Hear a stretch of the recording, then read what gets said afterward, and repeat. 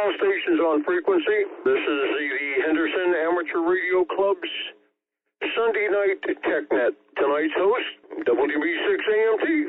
My name is Earl. If you have a computer in front of you to follow along, please go to WB6AMT.com.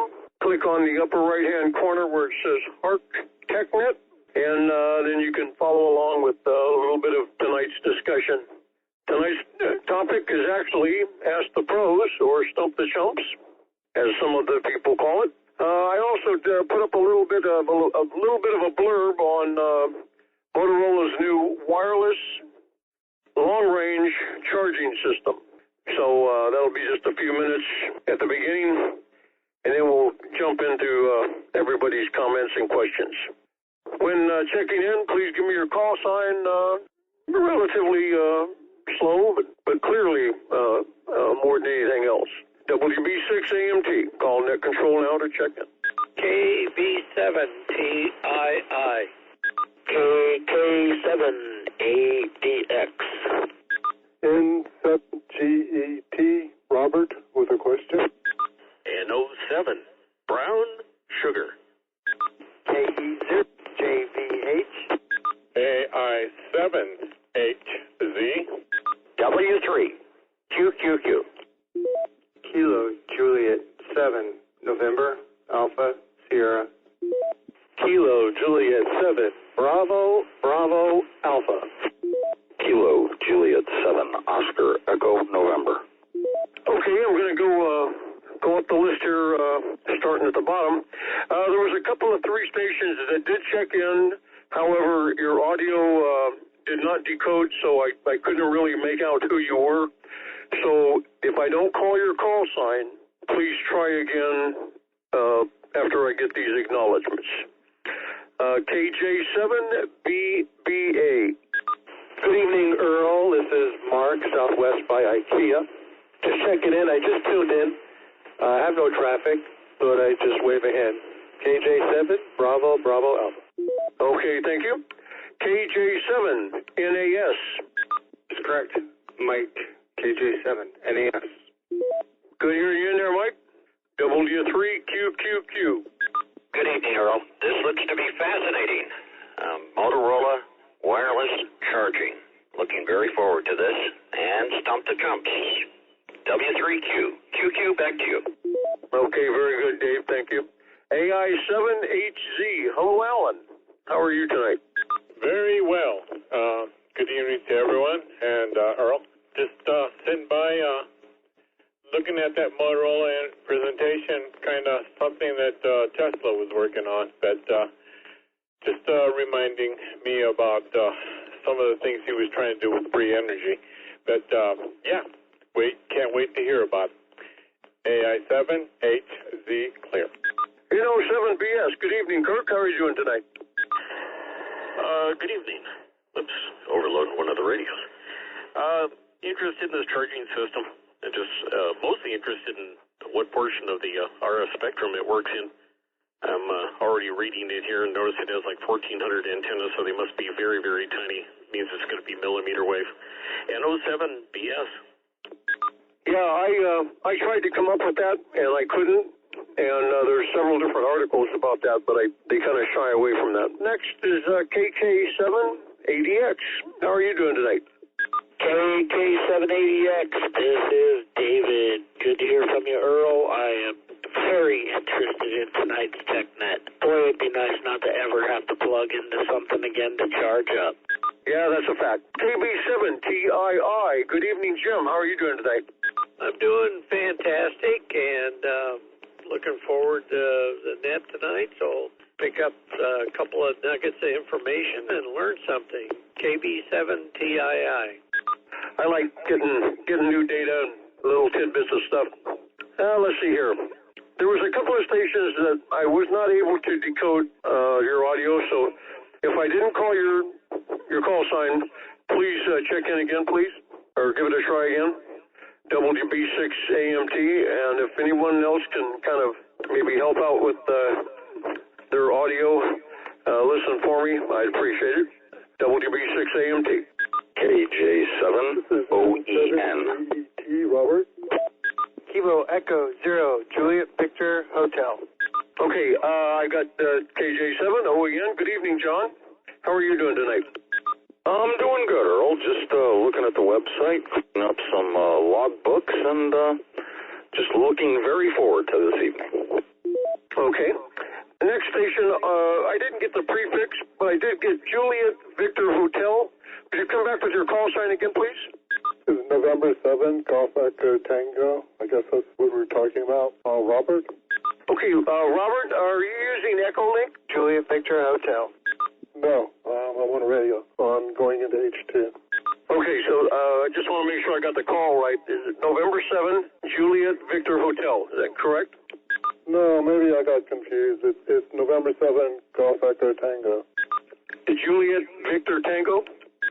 You were actually calling somebody else originally. This is November 7, Golf Echo Tango. Am I not making it into the repeater at all?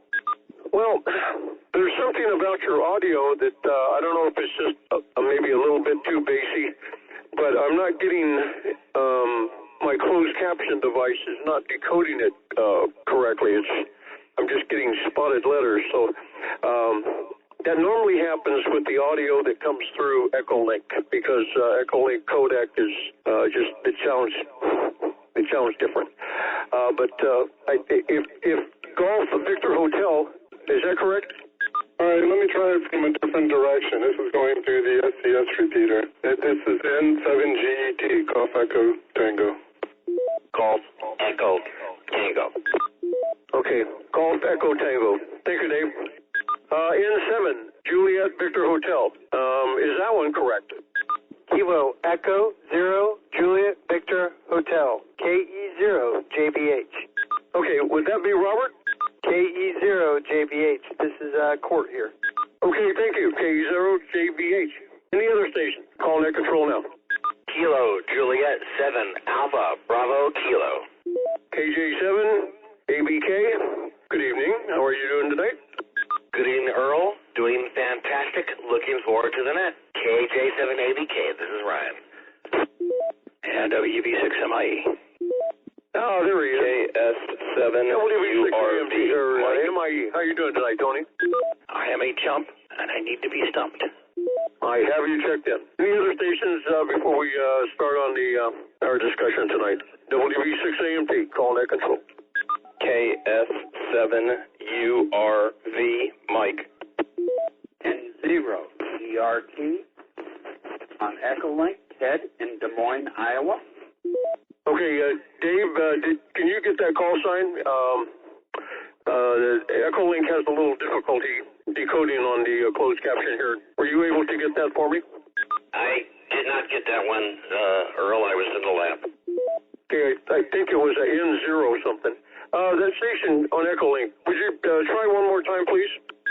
N0 DRT, November 0 Delta Romeo Tango, Ted in Des Moines, Iowa. Delta 0 Tango, Earl. Hey, good evening, sir. How are you N0 doing Delta Romeo Tango. N0 DRT. Good hearing you in there tonight. How are you doing? Doing well. It's a beautiful day here in Iowa. Temperatures around 60 degrees and a sunny day tomorrow and then some rain. Back to net control. Okay, very good. Any other check-ins before we start up? Call net control now. Okay, well, as was mentioned earlier, this is the third week, our third TechNet of the month, which is always the Stump the Chumps or Ask the Pros night. Basically, anything open for grabs. If it's about ham radio or electronics, communications, RF, any of that stuff, bring it on. I'm sure we've got enough experts online here to where, I shouldn't say experts. I remember what my dad told me an expert was as a kid. We have enough experienced guys with enough years under their belt that I'm sure they'll be able to answer your question and help you out. Before that, I do want to talk about a little piece of information I got this week. Motorola recently demonstrated their new power beam technology, which is a little bit different than the current QI technology of wireless charging. Up to this point, most of the wireless charging has been relatively short range. Motorola's attempting to do attempting to do with device charging that Wi-Fi did to the internet, getting rid of the cables and giving it some distance. So instead of setting your device into a cradle or on a pad to charge, Motorola's recent entry into the long-range wireless charging landscape happens when you are within the range of the antenna, the unit, the power supply, of about 3 meters or 10 feet, which is really quite a distance. Go ahead and click. I'll let people click on the video there, and we'll let it run there, and I'll give everybody 30 or 40 seconds there to watch the video. WB6AMT. Okay. I personally don't have a wireless charging cell phone or anything, but I can certainly think of a lot of ideas, that can answer the, why an interest in long-range charging. Everything from like hearing aids, which are important to me, people that have heart monitors, diabetes monitors with these little 2-week things that they attach to your body, smart doorbells, digital door locks, security IP cameras. This would probably be good for just about anything that runs on a battery, alarm systems, any of that stuff. Motorola's first generation, back in January at CES when they unveiled it, had a range of about 1 meter, 3.3 feet is what they said. This month, they've gone to generation 2, capable of distance a little over 3 meters, about 10 feet, which is pretty cool, and it can do up to 4 devices at the same time. One thing that they do mention is that when charging at the 10-foot, they mention clear air between the charging unit and the device being charged. I'm wondering if that's, nothing can be in front of it. The interesting thing, though, is that the charger is equipped with a phase array with approximately 1,600 antennas. Now, what this does is the charger covers an arc of about 100 degrees, so it can beam power to phones that are over on the edges of the coverage area. With the charger, they can handle obstructions like that between the phone and the charging unit. That means you can charge the phone in your hand or your pocket, and the charger can detect your body and aim the beam away from it so that it hits just the phone. Now, that I think is pretty cool. And, of course, all this is it sounds very cool, but the drawback, it does take a bit of time to slow charge, time-wise, which I'm sure Motorola will probably be working on for their next generation 3, something like that. Anyway, any comments or questions about that? Does anybody use wireless charging right now on their phone? One of those pads or anything? I'd like to hear from you. WB6AMT. NO7BS. Earl, I've been using the G-pads, spelled QI, for a while, but unfortunately their range is extremely limited, so limited that if you take the phone and put it in a protective case like OtterBox and set it on the pad, it no longer charges. So the charging distance is like not even a quarter of an inch. NO7BS. Well, I guess it would have to be. Do you have any idea what approximate frequency range that's operating at? And my daughter both gave me one, and once I got the AutoBox on the phone, I had it set it just right, and it just took too long, so I just in my drawer with a whole bunch of other things, but I definitely liked it. The iPad the iPhone seems to do better from what I'm told, because my son does his that way, but didn't work for me on my Android. Nope, no 9, but AI7, AC, back to you. Yeah, NO7BS. Earl, it's a couple hundred kilohertz, and if you like, I can send you a picture of what the induction coil looks like inside a phone that's equipped for it. Yeah, I'd like to see that, Kurt. Appreciate that. Anyone else? KJ7OEN. I use one. Has to be directly on it. If it's off, doesn't really charge, and it slow charges.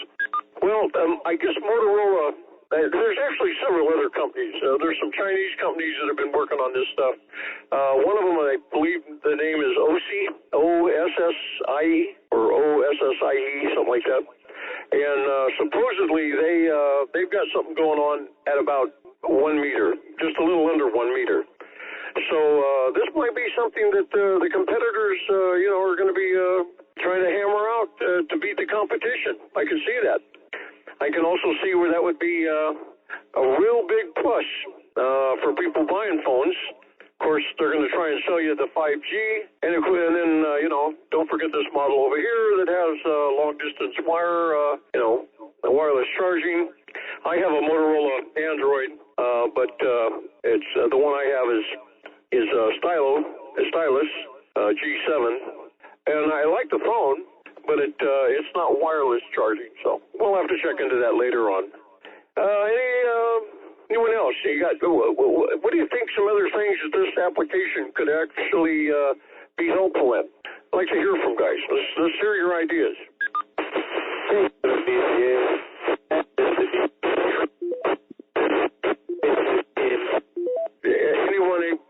Anyone able to copy that? To worry about slow or fast charging. It's just wherever you go, power will be beamed to your device, whatever it may be. But I just want to add, wasn't this Tesla's idea? Wasn't his whole life's work towards the end the basis of wireless power transmission? KJ7BBA. Are you moving around quite a bit with the portable, or are you mobile, or what? Yeah, I hit a no. Was I falling out of the machine? This might be better right here. Okay, let's try it right there again, and repeat your question again, please. I simply said that I anticipate a device like this embedded everywhere in an office environment. In the ceiling, in the furniture. If you go to a restaurant, it's in the table. So just being in proximity would charge your devices continuously wherever you go. Airports, things like that. So I don't think speed would be so much of an issue as just distribution. And I just wanted to add, wasn't this Tesla's idea towards the end of his life? Wasn't he working on wireless power transmission? KJ7BBA. Yeah, I think that was on a different scale, and the towers were incredible. But he was trying to provide, Tesla wanted to power houses and try and get away with do away with the wiring. But from a standpoint of being able to just top off your phone when you walk into a restaurant or even at work, especially if you're one of these people that uses their phone a lot at work, getting that extra little charge cycle in between calls, I can see where that would be a plus. WB6AMT. I think hearing aids would be one of those that might work out pretty well if it can charge overnight, instead of buying those batteries, because I know my father-in-law, he spent a lot of money on batteries, and he was always replacing batteries, but it would be ideal for that. And like you said, a pacemaker, if it has one, that would be also another good device. Well, I use quite a bit of, I use hearing aids occasionally, and mine use batteries. But the chargeable ones, that would really, I think that would be a major plus.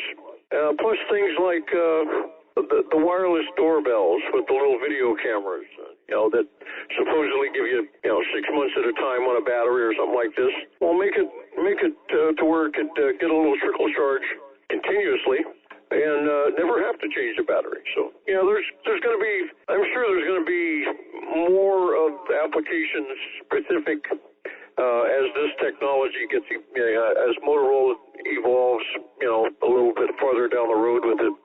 Late check-in? Go ahead. Yeah, good evening, Earl. Just a late check-in. This is N7XO, Don. Thank you, Don. How are you doing tonight? Not too bad. I just had a question. Did they say any kind of power level or what they're transmitting? What I was reading is it was a 45-watt charger. I don't know what that 45 watts was being referred to. I don't know if that's the capabilities of the unit, if it was 45 and, you divide it by 4 for each phone or what. But I'm afraid I don't really have a good answer for that on you. All right, thanks a lot. Yeah, I'm just curious what kind of power levels, if it's up in the upper end of UHF or lower end of microwave or whatever. Well, I'm sure as soon as somebody has one, first thing they're going to do is pull out a spectrum analyzer and take a look at, plug it in and see where it comes alive at. I wonder if it will pop popcorn.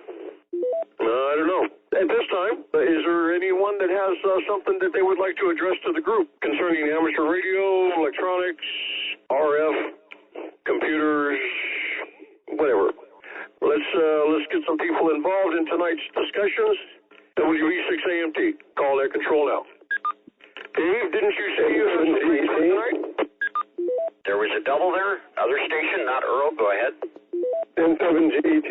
I have a question, but if it's painful to, if I'm not making the repeater, then I can skip it. Let me know. That audio is horrible. Yeah, I doubt Earl could decode that. Your audio is really, really quite bad. I don't think he can understand the question. Does this radio work any better? That's a whole bunch better. Okay, Earl, can you make out what I'm, or can your decoder decode what I'm saying now? I'm getting pieces of it. Go ahead. It works better, a little slower. The slower, when it's having difficulty decoding, it seems to work better with slower speech. But go ahead and give it a try. WB6AMT. Okay, well, I'm thinking about breaking the piggy bank and making an investment. And really nice telescoping mast at Gigaparts, the 34-foot one of it. It comes in two flavors, carbon fiber and fiberglass. Now, what I'm wondering is, and one of the things I want to do with this thing is I can use it to make a nice or make a vertical antenna with a simple piece of wire. So my question is basically, and I'm planning on putting a horizontal standoff between the wire and the mast, but will that carbon fiber have any effect on the antenna and its radiation pattern? And if it does, how far away from should I get the wire, or can I get the wire to it wouldn't couple or whatever with the carbon fiber? That's an excellent question. WB6MIE, Tony, do you have some thoughts on the dielectric properties of carbon fiber? Probably pretty poor dielectric. Carbon is conductive unless you're just using it for support and the wire stays perpendicular or, at an angle to the top. That would probably be okay. But if you're thinking about just using it for a support wire, for a vertical wire, I think that would be a bad choice. All right, so that's what I wanted to know. Because part of it is can you hold the wire off far enough from the carbon fiber that it wouldn't have an effect? Otherwise, I guess it's going to be the fiberglass version. Yeah, what's your idea with this? How are you going to arrange the antenna? Well, it's meant to be a portable, whatever serves the need antenna, or part of an antenna. Well, I guess you call it a system. I'm hoping I can shoot a simple piece of wire for putting up a vertical if I want, but I can also use it as a support for an in-fed half-wave sloper. Or I can put maybe like a beam on top of it that doesn't have too much of a wind load. But I really would like to be able to use it as a way to put up a vertical. I think it would work a treat. You probably have better success with fiberglass, I think. But it's an interesting idea. Well, the fiberglass is a lot cheaper than carbon fiber, and it's really not that big of a difference overall in terms of the weight. So yeah, I think the fiberglass is probably going to be the way to go. What kind of height are you talking? How many feet? It'll go up to 34 feet. Well, I'd like to 34 or 34 on a future TechNet and let us know, how it worked out for you and the different applications you tried with it. Okay? Yeah, okay. One of the things that I plan on doing with it, pretty much right off the bat, is parks on the air activation. Yeah, maybe even, I think 20 meters would work great on that thing. So it's just something that gives me a lot of flexibility, I think, is kind of what I'm really after.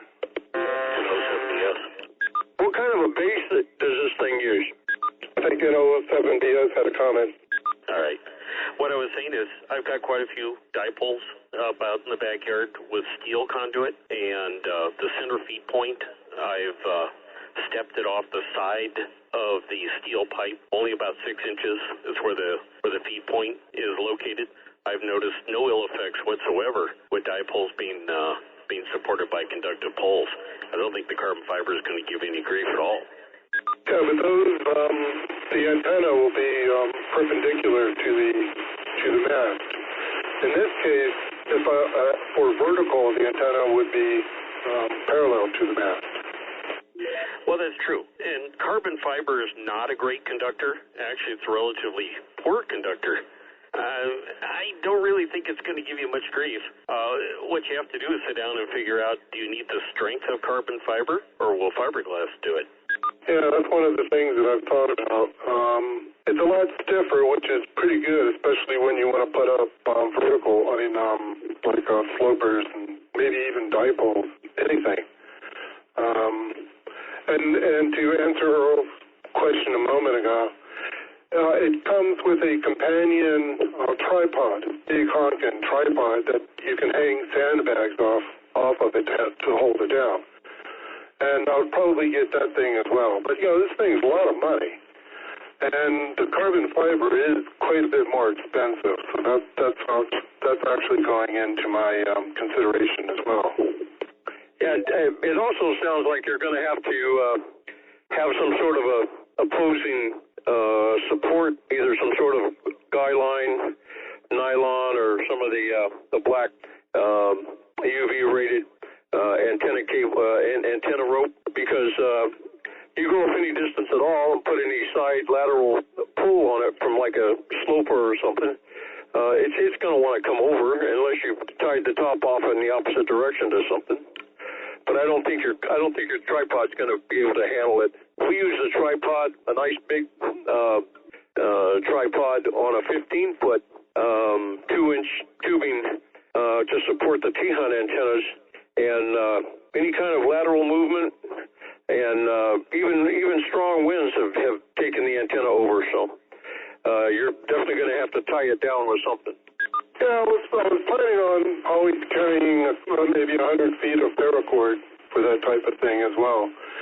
And also you can hang, it's got hooks on it that are designed for hanging sandbags off it. So you can put a sandbag or two off of each leg of the tripod. It's a very intriguing solution. And it's not going to be permanent. It's going to be purely for a portable and temporary type of situation. Well, we've tried sandbags on the tripod.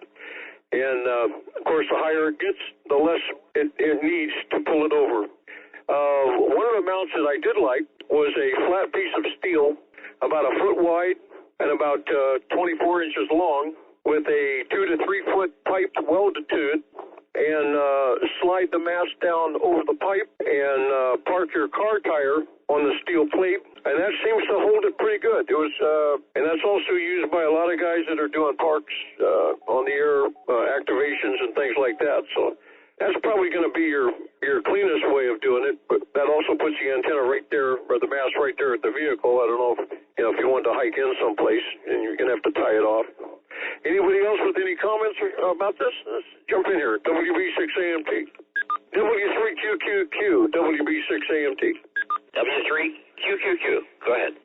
Dave, I understand you have some things you want to discuss tonight? Well, I've been looking for folded dipole antennas for quite some time that were somewhat reasonably priced, and I came across a rather new listing. Antenna company called Harvest. It's on Amazon and on eBay. And I found their FDU2 folded dipole UHF 2-bay, and the guy's got it listed there. I think it's Eagle antennas for $145 and $8 shipping. And I looked at it. I didn't buy it, and I got an email. The guy said make an offer. So I offered $120. He came back with $125 and the $8 shipping. So it got to me for about the price he was originally asking, a little less than $145. It's a 2-bay UHF monoband folded dipole antenna system. Doesn't come with the mast. It's very well put together. Unfortunately, it's just a wee bit long for what we use here on amateur or GMRS, FRS systems. Let me break. The elements are about 15 and a half inches, a little bit longer than that. They've got resonating points at 348, 488, and most importantly, about 420. That's actually the center of the antenna. I've got VNA shots and stuff like that. I'd like to do this at this particular antenna, along with some other antennas and VNA shots, and put that TechNet together that I've been promising you forever, haven't followed through on. But it's a very well built antenna. The SWR is basically under 4 to 1 from 300 meg to 500 meg. And it goes down as low as 1.02 to 1. It makes a great receive antenna. I've transmitted on it on various frequencies. It doesn't have the efficiency of some of my coaxial collinear antennas, but for what you get, for what you pay, it's a hell of a deal. W3QQQ, Q back to you, Earl. So this is a horizontal dipole? It's a UHF 2-bay, 2 elements, with the mast and the mounting hardware. You can mount them vertically or, well, I don't know about horizontally, vertically, much like a repeater site antenna. Okay. Oh, maybe you could do some comparisons with, see how it performs checking RSSI levels on known signals and with maybe a GP3, something like that, to compare it with. Sounds pretty interesting, Dave. WV6AMT. Any other stations? Got anything for the net? Call net control now. This is KE0JVH. I've got a question if you guys can read me. KE0JVH, go ahead. Yes, sir. Got a question about my HF radio. It's a Scout 555. I started playing around with it today and working on building a buddy pole right now. I've got some parts on order. But when I was messing with it today, I decided to open the top and make sure there wasn't full of dust or anything like that. Once I was finished, I put it back together and I kind of did an ops check and realized that when I switched the switch to tune, it makes no tone. So either benched a wire or did something. So it worked before. Any thoughts? 807 BS. Hey, Kirk, you want to chime in on that a little bit? Yeah, I'm not familiar with that transmitter. When he flips the tune, it should be the same as CW mode. If you take the radio and key it in CW, does it generate power? Well, I didn't try. I did just key the mic, and it did have power. Yeah, I'm not sure. I didn't try CW, but it's never done this before. I'm not sure. Yeah, not familiar with it at all. I'm assuming this is your run-of-the-mill single sideband HF transceiver? Yes, sir. As far as I know very little about it, and other than I've had it for a few years, but done very little with it. It's got some. Like I said, it's a Tentec Scout 555. It works a little bit differently. It's got actual modules that you plug in for each band, like 10 meters and 20 meters and so on. So that's kind of how it works. It does have some settings and different things like that. Yeah, it's kind of an older rig, and switching to the tune position should actually generate full power. I don't know if you have a mode selector. You need to put it in AM or upper or lower sideband when you flip it to tune. But that's the only way you're going to get a constant tone or power out of a single sideband transmitter is in the tune position. If it's in a regular single sideband position and you flip it to transmit, obviously it's not going to make any power until you modulate it. Now, what if he accidentally turned his side tone off? Well, side tone is typically a receive type of thing, being side tone. So as he sends CW, he hears a side tone. But on transmit, when he flips it to the tune position, it should put out full power. If he has a mode selector, what he needs to do is put the mode selector in CW and then flip it to tune. Well, hold on. This is K0JBH. I think I just solved the mystery. Not sure I want to admit it, but no, I was just looking at here, and I have a side tone volume set screw and an RF power set screw. And I was making sure that those were where they were needing to be, and I think that I turned my side tone volume all the way down on accident. That is most likely the problem. Okay, well, I'm kind of confused here. I don't know if it's you're not hearing side tone that's bothering you, or it's not making any RF power. I apologize. It's making power when I flip the switch. It is making power, but I wasn't hearing the tone. Okay, yeah, quite often in the tune position, you will not hear the tone. And you won't hear a side tone in upper or lower sideband. You'll only typically hear the side tone in CW. Okay. I was just going off of the way it's always been before. But yeah, no, I appreciate that help. I'll tinker with it here, and I think it'll be fine. But I appreciate that. No, you bet. 10-Tech was really solid stuff. Like I said, I'm not familiar with the 555, but the 10-Tech line was pretty neat stuff. One last thing. I'll turn it back over. I've had it, like I said, for three years or so, and I've always struggled with it running a dipole or different antennas, and all very cheap and very well off, or not very high off the ground and things like that. So I'm not sure if if the radio is actually working the way it should be working. I've had some instances where I've kind of put some into question. Any resources that you guys know of where I could take this thing and actually get it ran through its paces? No, I don't know of anybody in the area that does that service type work on it that can actually throw it on a bench and see what's going on. But you should be able to benchmark the thing yourself. Try if I don't remember if the 10-Tech goes outside the amateur band or not. Will 80 slide up to 5 megs, or will 40 slide up to 10 megs to see if you can hear WWV?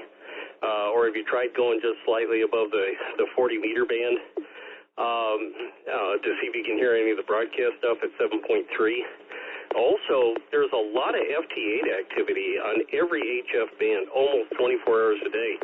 So if you go on 40 meters, go to upper sideband 40, go to 7074, see if you can hear tones there. On 20 meters, it's going to be 14074. On 15 meters, it's going to be 21074. See if you can hear any of that.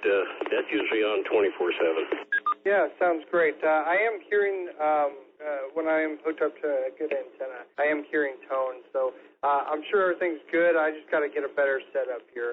Like I said, I'm currently working on getting a relatively better antenna than I have, which is no antenna right now. So, yeah, I'm going to work towards that and run it through its paces and see what I can do. I appreciate you coming back to me, and I'm going to turn it back over to Nat. Appreciate it. Okay, glad to help. Go ahead, Earl. Okay, thanks a lot. I'm noticing we got a station here from, I want to say Jackson, Michigan. Which station is coming in on that node? Call sign, please. Well, hey, Earl. I thought that might have been the K7 station, but I guess not. Okay, guys. Well, this is an interesting TechNet. The wireless charging thing. I think that's going to become more and more focused as a little bit down the road here from as far as the manufacturers go, because the competition, you know how it is with cell phones. And brand A is going to try and outdo brand B, and right now brand M seems to have the grip on this long distance thing, long range charging. I'd like to thank everybody for participating tonight, especially those helping me out with the unreadable audio at times. I got a feeling it's not going to get any better. So, 73 to all stations, thanks a lot for participating tonight. I'd like to hear your ideas. That's, for additional TechNets. WV6AMT. Any comments before we close it up? KC4ZYC, Earl. We try to get KC4ZYC, Earl. I'm the one coming in on the Jackson, Michigan node, over. Okay, I doubled with you for just a little bit there. Give me your call sign again, please. Yeah, good evening, Earl. Kilo Charlie 4 Zulu Yankee Charlie Beloit, Wisconsin, the one that's coming in on the 2243 Jackson, Michigan node. I'm using TV switch the remote into it. Okay, KC4ZMC, I believe. Appreciate that. It just got my attention because I saw you were connected, but I didn't see it light up at any time. So I must have not been looking when you were transmitting. Any other stations? Comments before we close the net? Okay, well, to the 17 or 18 stations that were on tonight, thank you very much for participating. I look forward to next Sunday, and we'll come up with something interesting and provocative and well-seasoned. WB6AMT, returning the Henderson Amateur Radio Club's TechNet secured and the repeater system back to normal use. 73. Now the only question is, are you grown up enough for Granny Goose? Yep, but you can only eat one. Roger. This has been a production for the Henderson Amateur Radio Club of Nevada. Join us at W7HEN.org. Audio post-production by W3QQQ. Video by KJ7BDA. Copyright 2021. All rights reserved.